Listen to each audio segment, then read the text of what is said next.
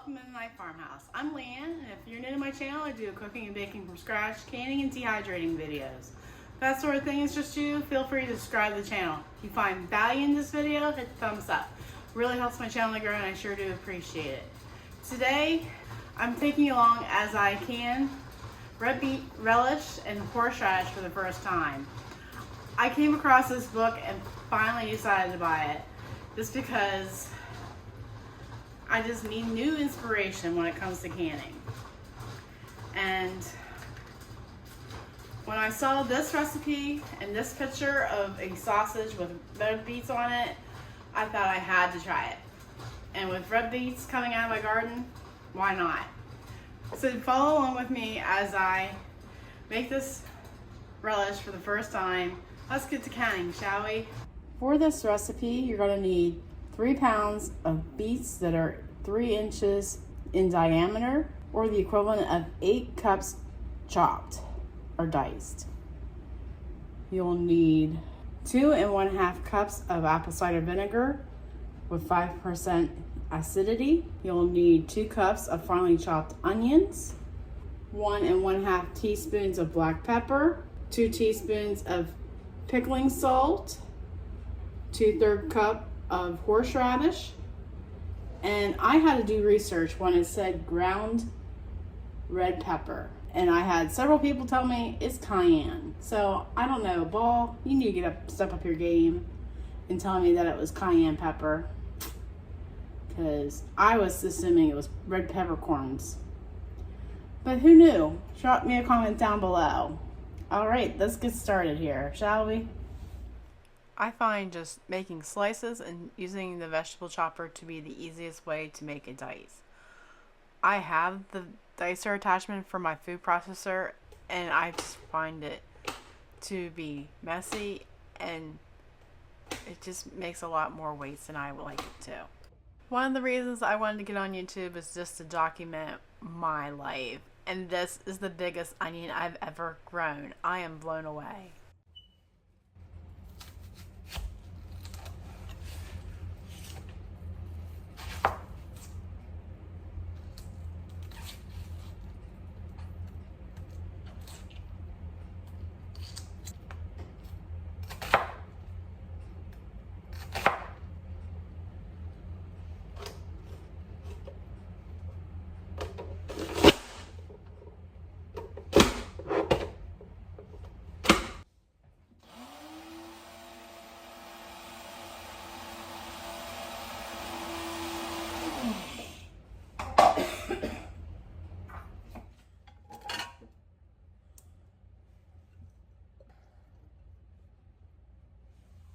Since I have a handy dandy measure here, I think I need more beets.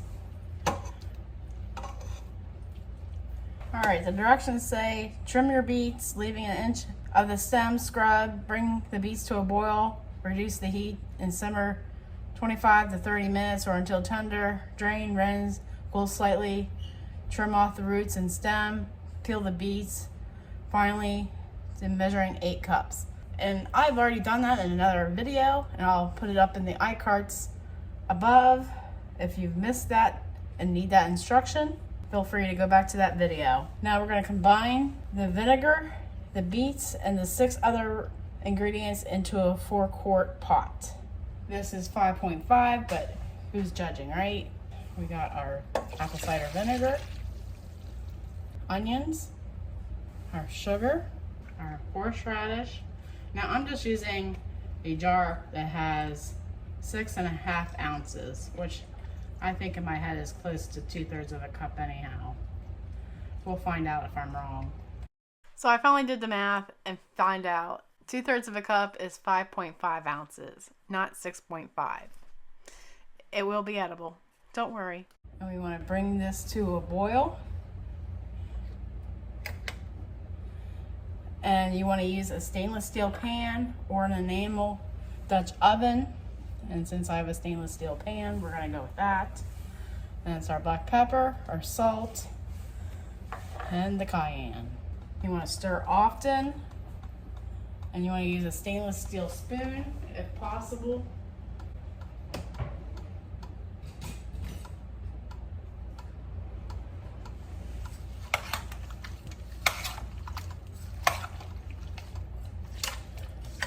put this over medium-high heat. Don't want to put it on high heat because then you have to be here 24/7. And this might take 20 minutes to come to a boil. This smells really good. I like horseradish. The recipe says it makes 4 pints. And I think we're just going to do 1 batch this summer. And maybe if my husband plants beets this fall, we might make another batch. I think 4 pints is a good taste tester. And while I'm stirring, my nose is running. And when it comes to a boil, we're going to reduce to a simmer. And that's when I'm going to get my canner out, fill it up with water, and wash my jars, get them ready to go. And we're almost there. It is definitely coming to a boil. So we'll time it for 12 minutes.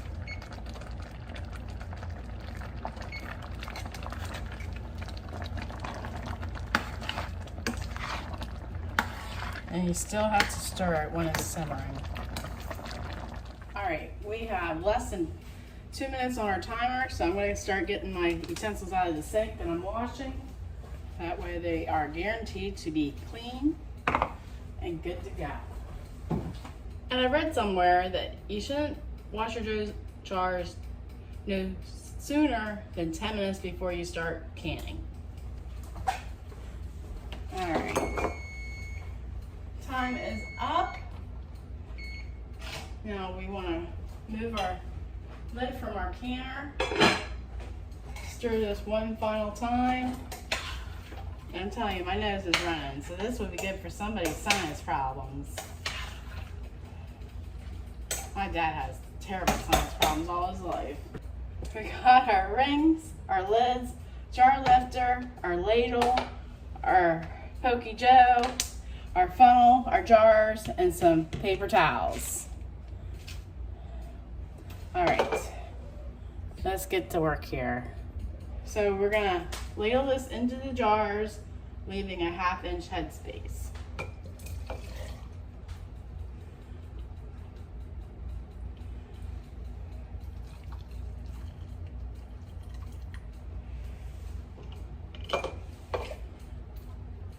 And you wanna make sure you get liquid in with your solids.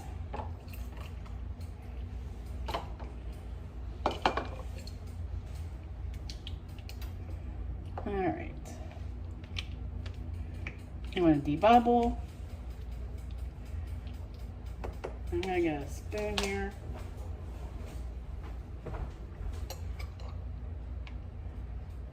Because we don't need sharks in our oceans here. All right.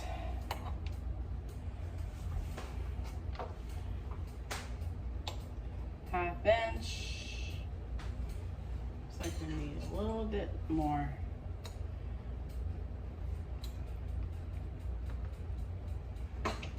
All right. This goes to show you,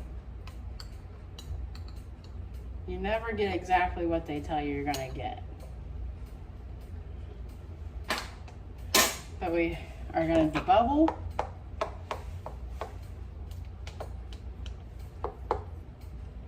And we already got our headspace.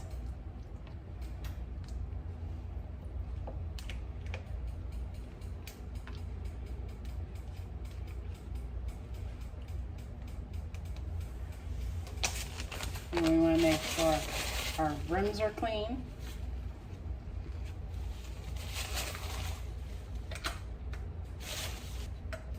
And put our ring on.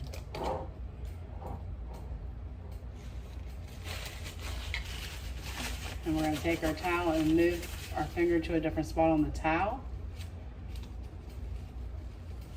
And put our lid on and our ring. You want to make sure it goes on right. And that is hot.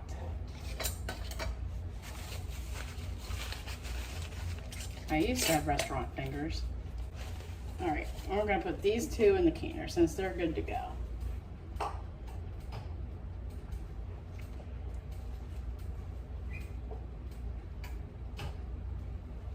We're good to go. We got between 1.5 inch to 2 inches. So that means we can put our lid on and wait for it to boil.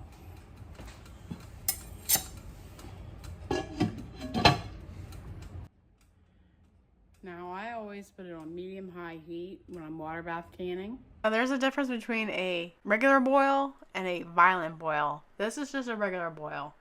When the bubbles start jumping out at you, that's when you start your timer. Now see how more violent that is? That's when you want to start your timer. And since I'm at 800 feet above sea level, I am going to set my timer for 15 minutes. You definitely want to check to see how high above sea level you are. Very important before you start even canning to find this out. All right, we'll be back when that timer goes off. Your timer goes off, shut the burner off, shut your timer off, take the lid off your canner, and set another timer for 5 minutes. Okay, our time is up. And we're going to just pull them out all at once. And the water that's laying on top of the lids, don't bother removing it. It will evaporate soon enough. You don't want to jeopardize your seal. And they are definitely sealing.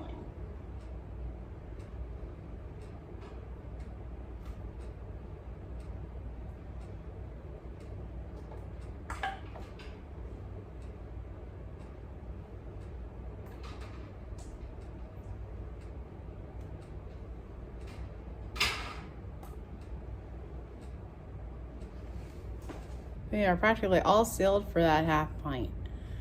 Now let's just stare at it just to see when it goes down. Just kidding. We won't do that. But if it seals, we'll call it a blessing. Yeah, don't remove the water off your lids. I've learned that the hard way. You can ruin a seal that way. Your ingredients will come out of the jar and you might not seal. I failed to get it on camera what my husband thought of the leftovers. He said it was very good. So this is definitely a win in my books. Thanks so much for watching. If you enjoy my canning videos, I'll leave the playlist right here for you. Just remember, God gave you a great day. Now go do something great.